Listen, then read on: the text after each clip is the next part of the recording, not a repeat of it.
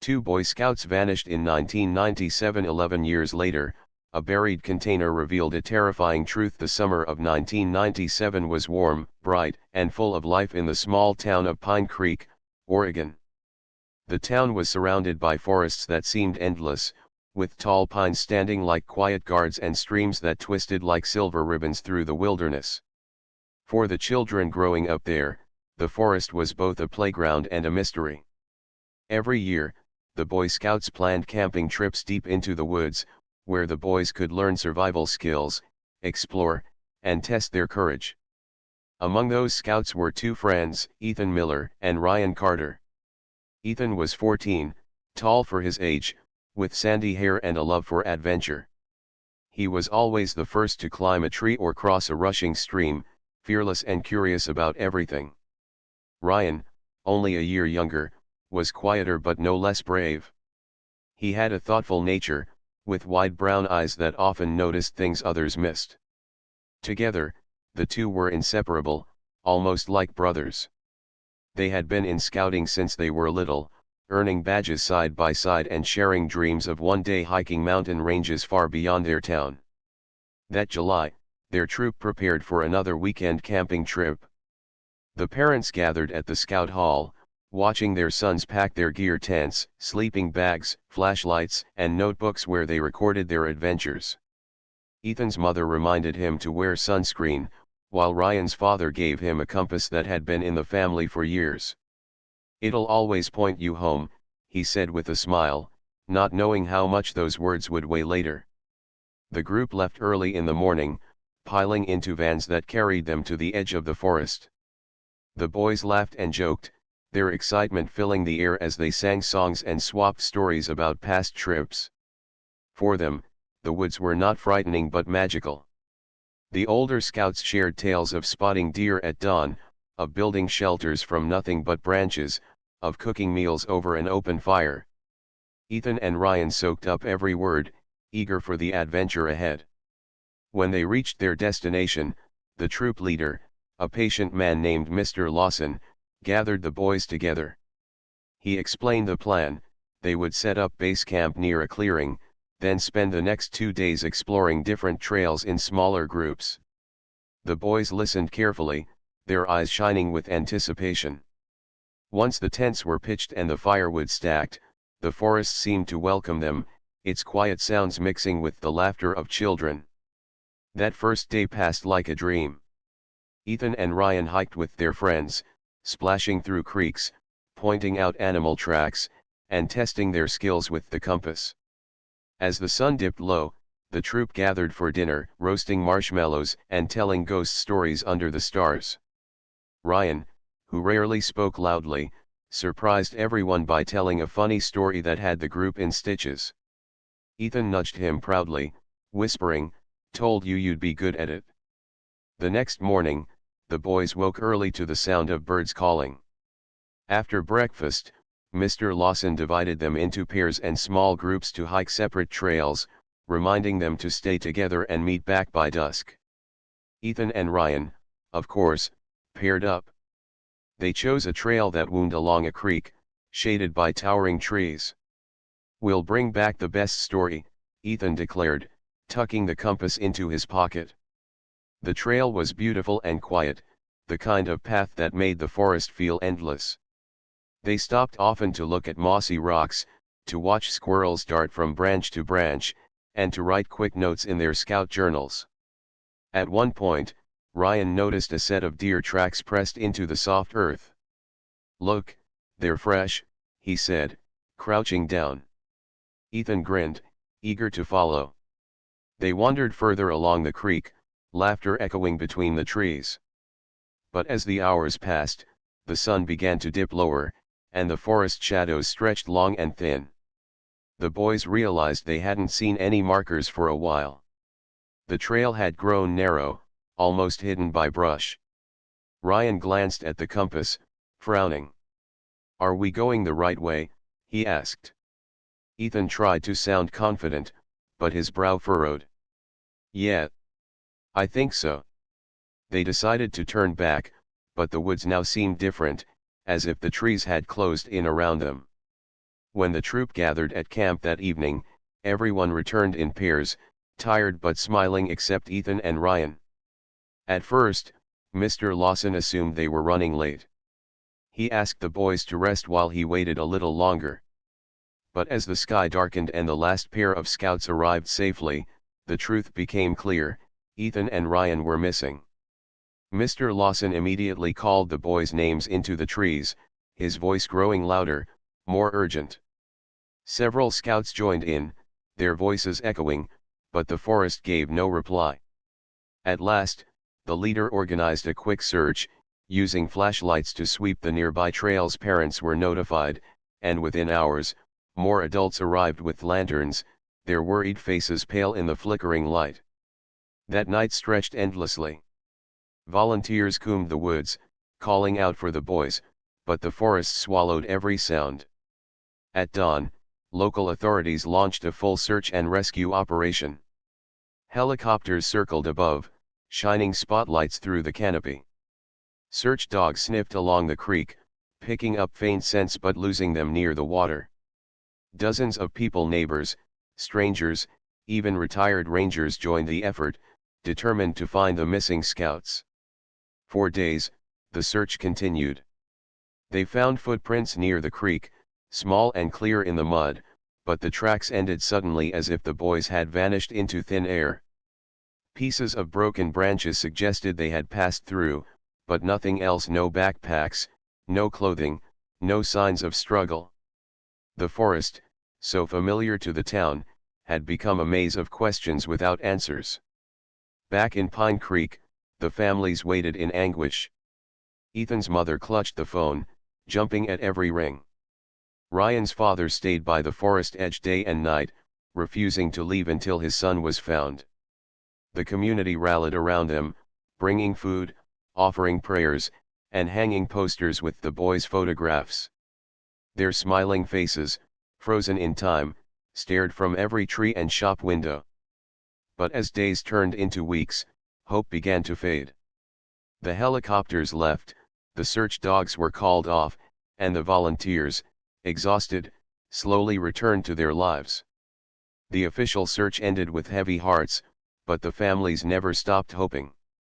Ethan and Ryan were more than names in a report. They were sons, brothers, friends. They were two boys who had laughed, dreamed, and trusted the forest, only to vanish into its silence. The summer that had begun with joy ended in sorrow. Pine Creek was never the same again. Parents warned their children not to wander too far, and the once welcoming woods now seemed shadowed with fear. The mystery of Ethan and Ryan's disappearance settled over the town like a fog, a story whispered late at night, always with the same haunting question: where had the boys gone? For the families of Ethan Miller and Ryan Carter, life after that summer of 1997 changed forever. When the search teams packed up their equipment and the helicopters stopped circling above the forest, the silence that followed felt heavier than anything they had experienced. The disappearance of the two Boy Scouts was no longer a rescue mission. It had become a mystery that seemed to have no answers. Ethan's parents, Mark and Linda, kept their son's bedroom just the way it was on the day he left. His scout uniform still hung neatly on the back of his chair. His backpack, which he had used on countless hikes before, was placed in the corner. Linda often sat on his bed at night, touching the books he used to read, whispering as though Ethan could still hear her. For her, letting go of hope was impossible. Somewhere deep inside, she believed he would come back, even if no one else did. Ryan's father, David Carter, reacted differently. He tried to stay strong, telling everyone he believed his son was alive.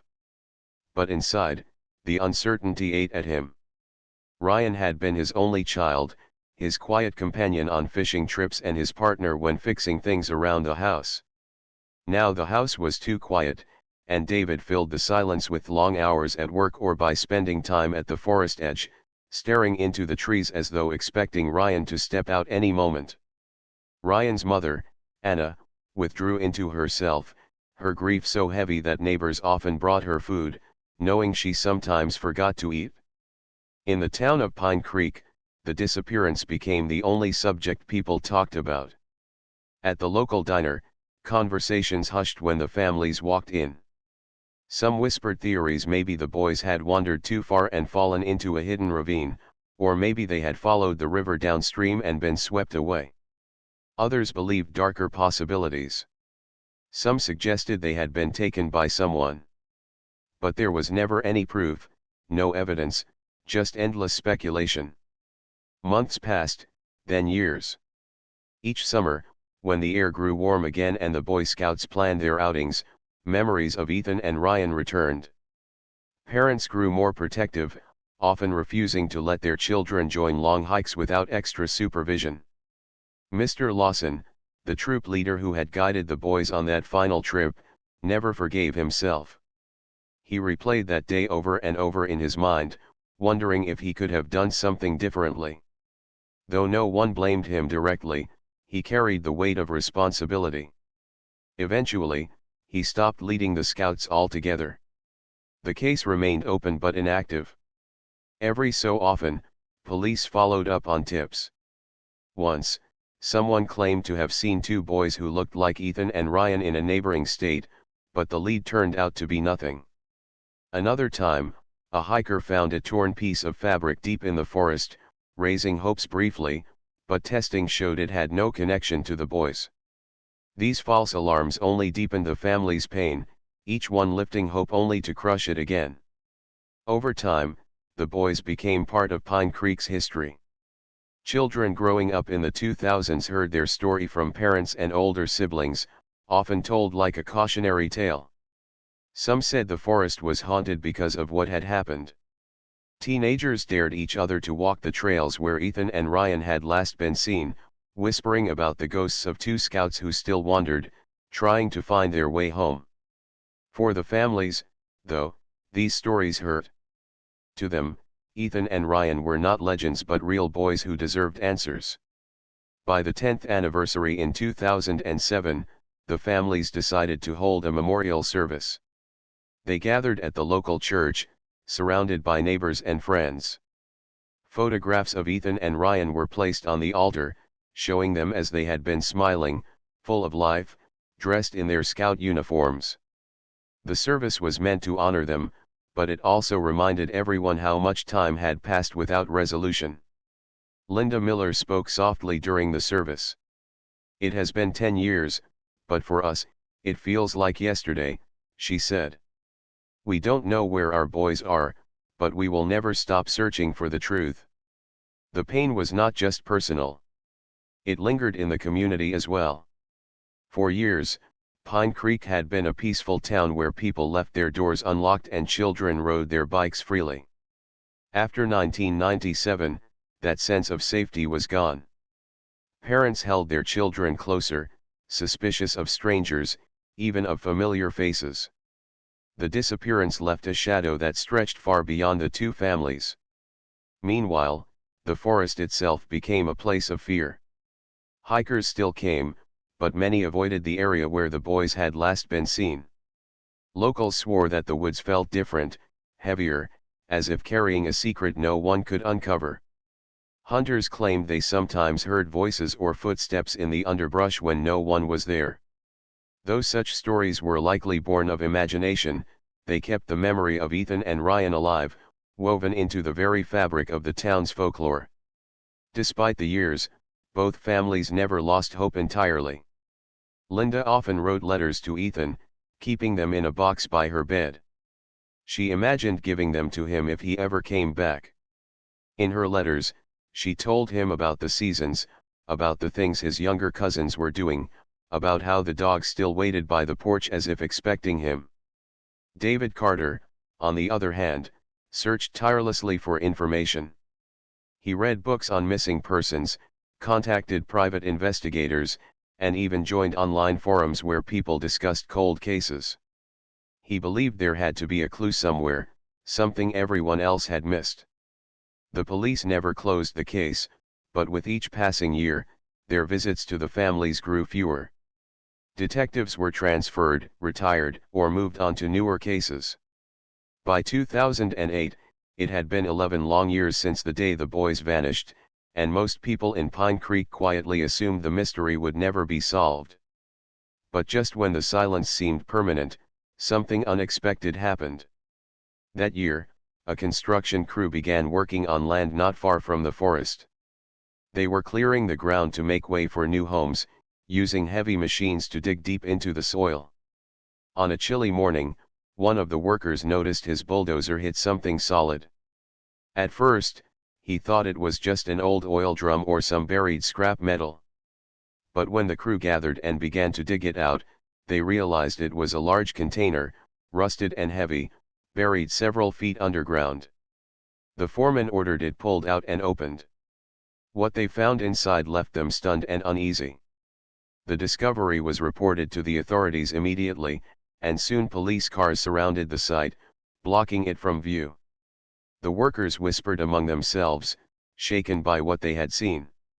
Word spread quickly through Pine Creek that after more than a decade of unanswered questions, something had finally been uncovered, something that might reveal the truth about Ethan and Ryan.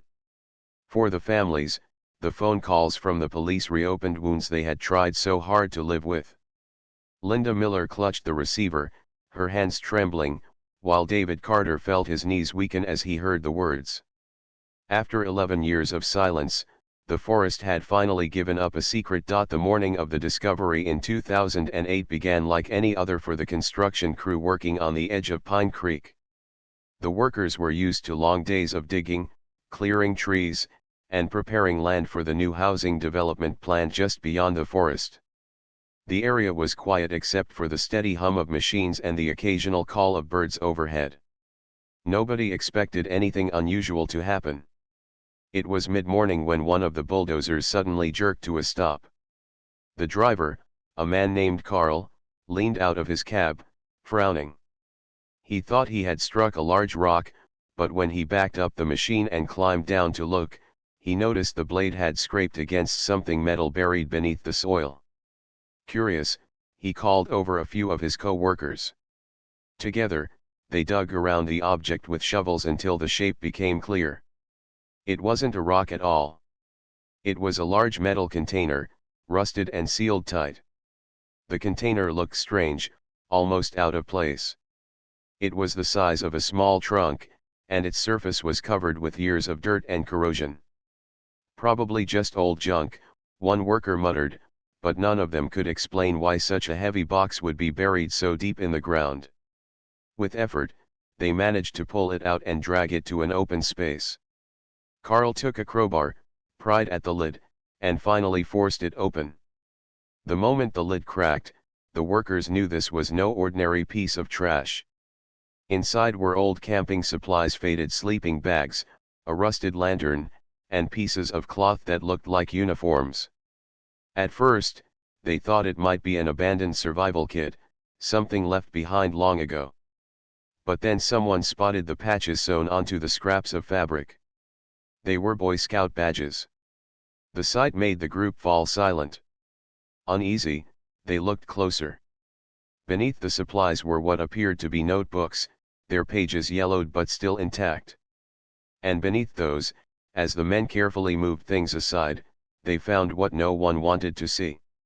Two sets of remains lay carefully placed side by side, small and fragile, as though someone had tried to preserve them. The realization hit all at once. These were not just random items. They had stumbled upon a hidden grave. The workers backed away, shaken. Carl's hands trembled as he pulled out his phone to call the police. Within minutes, the construction site was swarming with officers, their vehicles lined along the dirt road. Yellow tape went up around the area as detectives and forensic teams moved in. The container was carefully documented, photographed, and lifted away under strict supervision. News traveled quickly through Pine Creek. It had been more than a decade since Ethan Miller and Ryan Carter had vanished, but the possibility that this discovery might be connected spread like wildfire. People gathered outside the police station, whispering anxiously, waiting for confirmation. For the families, the call they had both dreaded and longed for finally came. They were told that the remains found in the buried container might belong to their sons. Linda Miller sat at her kitchen table, the phone pressed to her ear, unable to speak. Tears streamed down her face as she listened to the officer explain. Mark, standing nearby, felt his chest tighten. For 11 years, they had lived in a state of not knowing, trapped between hope and despair. Now the truth was closer than ever, but it came with a weight they weren't ready to carry. David Carter received the call while at work. He left immediately, driving to the site even though the police had told him not to. Standing at the edge of the taped-off area, he stared at the flashing lights and the figures moving carefully around the scene. For years, he had pictured his son walking back through their front door. Now the sight before him made that dream crumble. Over the next several days, investigators worked tirelessly. The container was taken to a secure lab, where forensic experts examined every detail. The remains were carefully analyzed, and soon DNA tests confirmed what many had already suspected. The two sets of remains belonged to Ethan Miller and Ryan Carter. The boys who had disappeared in 1997 had finally been found, but the discovery raised more questions than it answered. The forensic team noted that the container was not something random. It had been deliberately built and modified, almost like a bunker. Ventilation holes had been drilled into the sides, and inside were not only the boys' belongings but also notebooks filled with strange writings. The notebooks were water-damaged in places, but some passages were still legible. Investigators found notes about survival, drawings of maps, and scribbled words that didn't make sense. It was clear that whoever had buried the container had spent time planning it. The revelation stunned the community. For years, everyone had imagined the boys lost in the woods, perhaps taken by the river or hidden in a ravine. Now it was obvious that something much darker had happened. The boys hadn't simply vanished. They had been taken, hidden away, and left in the earth. Detectives reviewed old files, looking for connections they might have missed. They interviewed people who had lived near the forest back in 1997, hoping someone might remember unusual activity. Slowly, a troubling picture began to form. A name surfaced: a man who had once been connected to scouting in the area, a former scoutmaster who had been dismissed in the late 1980s after complaints about his behavior. He had lived in a cabin near the forest but had moved away suddenly, just weeks after Ethan and Ryan disappeared. When police searched old property records, they discovered that the land where the container had been buried once belonged to that same man. The coincidence was too strong to ignore. Investigators began tracking his history, only to find he had disappeared completely after leaving Pine Creek. His trail went cold, with no clear records of where he had gone. For the families, these findings brought mixed emotions. On one hand, they finally had answers after 11 painful years. Ethan and Ryan had been found, and they would no longer be lost in the unknown. On the other hand, the truth was devastating. Knowing the boys had been buried deliberately shattered any small hope that they had survived. The community of Pine Creek held vigils in their honor. Candles flickered in windows, and flowers were laid at the edge of the forest where they had last been seen. People who had once whispered rumors now stood together in grief. The boys' photographs appeared again in the local newspaper, this time accompanied by headlines announcing the discovery. Linda Miller said softly during a community gathering, "We finally know where they are. Our boys are not lost anymore. But now we must know why." Her words echoed the feelings of everyone in town. The mystery had shifted. It was no longer about where Ethan and Ryan had gone. It was about who had taken them, and why a container had been built to hide them underground. The case, once cold, was alive again. Detectives followed every lead, searching old files, interviewing retired officers, and speaking to anyone who might recall the man who had lived near the woods. The discovery of the container had unlocked part of the truth, but it also revealed how much remained hidden. For Ethan and Ryan's families, the years of waiting had finally brought them to this point. They were no longer parents of missing children. They were parents of children who had been found in a way no one could have imagined. The truth was terrifying, but it was a truth they could no longer run from. And as the investigation deepened, everyone in Pine Creek knew the story was far from over. The discovery of the container changed everything in Pine Creek. For 11 years, the town had lived under a cloud of questions, but now the mystery had taken a darker and more complicated turn. Detectives from the state joined the local police, determined to uncover who had built the underground container and why Ethan and Ryan had ended up inside it. The case was no longer about lost boys, it was about a hidden crime waiting to be explained. The container itself told a story. It wasn't something thrown together quickly. It had been carefully built, with small air holes drilled into the sides and blankets folded neatly inside. Alongside the boys' belongings were notebooks that didn't belong to either Ethan or Ryan. The handwriting was different, strange, uneven, sometimes rushed, sometimes neat. The notebooks contained sketches of maps, lists of supplies, and odd sentences that didn't make much sense. One line read, "The forest keeps secrets," repeated over and over. Another page listed dates without explanation. Investigators believed these writings could reveal the mind of whoever had created the container. Forensic experts studied the container closely. They confirmed that it had been in the ground for years, buried not long after the boys disappeared. Soil layers around it showed signs of disturbance dating back to the late 1990s. Fingerprint analysis was difficult because of the rust and decay, but DNA testing on the notebooks and fabric brought back a surprising result. Traces of DNA matched an old police file from the late 1980s. The file belonged to a man named Harold Bowman. Harold was a name many in Pine Creek remembered. Years earlier, he had been a scoutmaster in a nearby town. At first, parents had trusted him. He was knowledgeable about camping, survival, and navigation. But over time, he had drawn suspicion. He was dismissed quietly after several complaints about his behavior around the scouts, though nothing had ever been proven strongly enough to bring charges.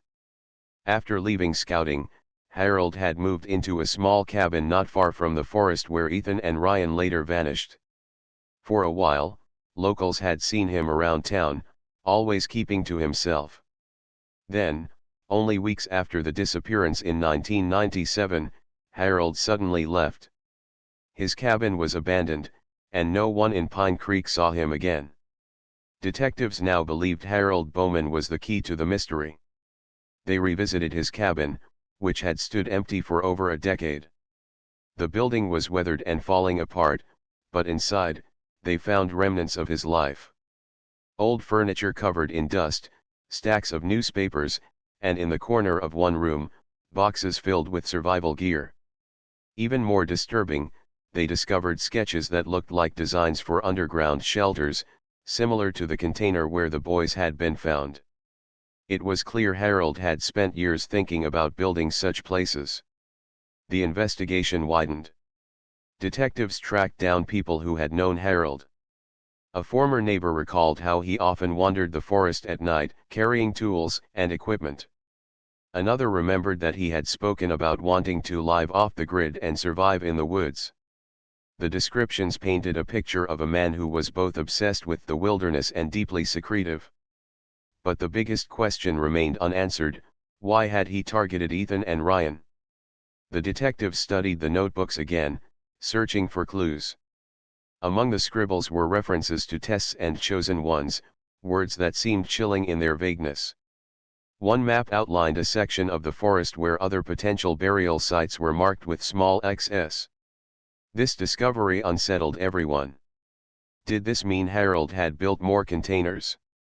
Were there other victims no one knew about? Search teams returned to the forest, guided by the maps. They dug in several marked areas but found nothing. Some spots showed signs of earlier digging, but if containers had once been there, they had been moved. Still, the possibility left the town uneasy. Pine Creek, once known for its peaceful beauty, now seemed like a place filled with hidden shadows.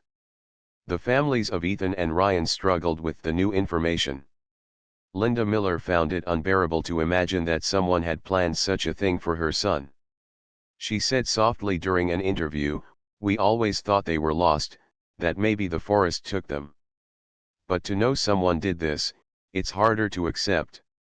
David Carter, while devastated, focused on pushing the investigation forward. He met with detectives regularly, demanding updates, convinced Harold was out there somewhere and could still be found.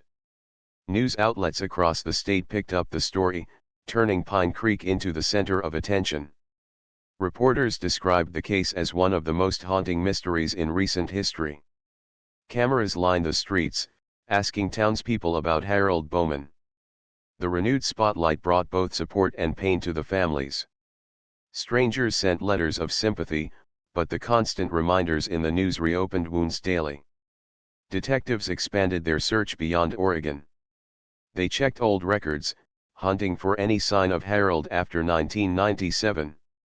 There were scattered hints: a man using a similar name renting a cabin in Idaho, another working odd jobs in Montana, but nothing conclusive. It seemed Harold had disappeared as completely as the boys once had. The frustrating lack of closure made the case even harder. The town of Pine Creek lived in tension. Parents who had grown up hearing about Ethan and Ryan now raised children of their own, and they warned them never to go into the forest alone. The Boy Scout troop continued, but with stricter rules and constant supervision. The name Harold Bowman became almost like a ghost story, something whispered about but rarely spoken of openly. Despite all the work, Harold was never located. But the evidence against him grew too strong to ignore. The notebooks, the fingerprints, the property records, the timing of his disappearance, all of it pointed to him.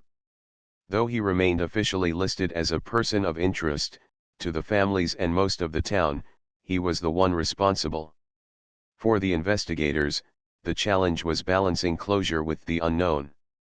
They could prove the boys had been buried in Harold's container. They could link his DNA and possessions to it. But without him, they could not fully explain what had happened during those final hours in 1997. The unanswered questions lingered. Had Harold trapped the boys in the container himself? Had he intended it as some kind of shelter or prison? And why had he vanished so suddenly afterward? Even with those gaps, the truth had emerged enough to change everything. Ethan and Ryan were no longer mysteries without names. Their final resting place had been uncovered, their story partly told. Pine Creek held another vigil, this time with hundreds attending. Candles flickered in the night as the townspeople promised never to forget the boys or the lessons their story carried. For the families, it was bittersweet. The truth they had begged for had come, but it carried no comfort. Closure, they realized, did not mean peace. Still, they clung to the belief that one day Harold would be found, and justice, even delayed, would finally come. Until then, the terrifying truth lay bare for all to see: that the disappearance of two innocent Boy Scouts had not been the work of chance or nature, but the deliberate act of a man who had planned his secrets in the quiet heart of the forest. After the shocking discovery and the revelations about Harold Bowman, life in Pine Creek slowly began to change. The town, once filled with whispered fears and unanswered questions, now faced the reality of the boys' fate. Ethan Miller and Ryan Carter, who had vanished so suddenly 11 years earlier, had finally been found, their story told in part. The discovery of the container, the evidence linking it to Harold, and the notebooks detailing his plans brought relief, horror, and a sense of justice delayed but not forgotten. The families, though devastated by the circumstances, took small comfort in knowing where their sons had been all those years. Linda Miller often visited the edge of the forest where the boys had last been seen, bringing flowers and letters she had written to Ethan. She read the words aloud quietly, imagining he could hear her, even if only in her heart. Mark Miller would sometimes join her, sitting silently on a bench, reflecting on the memories of his son, times when Ethan had laughed, explored, and dreamed of adventures beyond the town. These visits became a routine, a way to maintain a connection, even when grief weighed heavily. David and Anna Carter coped in their own way. David, always practical and determined, continued to support the investigation, attending meetings with detectives and following any lead about Harold Bowman. He kept a journal, recording every piece of news, every interview, and every discovery connected to the case. Anna, meanwhile, found solace in helping the community. She spoke at schools and scout meetings about awareness and safety, turning her grief into lessons for others. Together, the family worked to ensure Ryan's memory lived on not only in their hearts but also through actions that might protect other children. The town itself changed as well. Pine Creek had once been a quiet, close-knit community where everyone knew each other. After the discovery, a new sense of awareness settled in. Parents became more vigilant, and youth organizations revised safety protocols. Background checks for scout leaders became stricter, rules about camping trips were updated, and communication systems improved so that no child could be unaccounted for without immediate action. The loss of Ethan and Ryan had left a permanent mark, but it also inspired improvements that would protect future generations. In schools, the story of the two boys was shared carefully, emphasizing lessons rather than fear. Teachers used the story to teach children about safety, awareness, and the importance of speaking up if something seemed wrong. Older scouts often spoke to younger ones, telling them to never underestimate the importance of sticking together and listening to their leaders. Although the tale was tragic, it became part of Pine Creek's history, a reminder of both the fragility of life and the strength of community. For the wider world, the story of Ethan and Ryan drew attention as well. Newspapers and television programs covered the discovery of the container, the evidence linking it to Harold Bowman, and the lessons learned from the tragedy.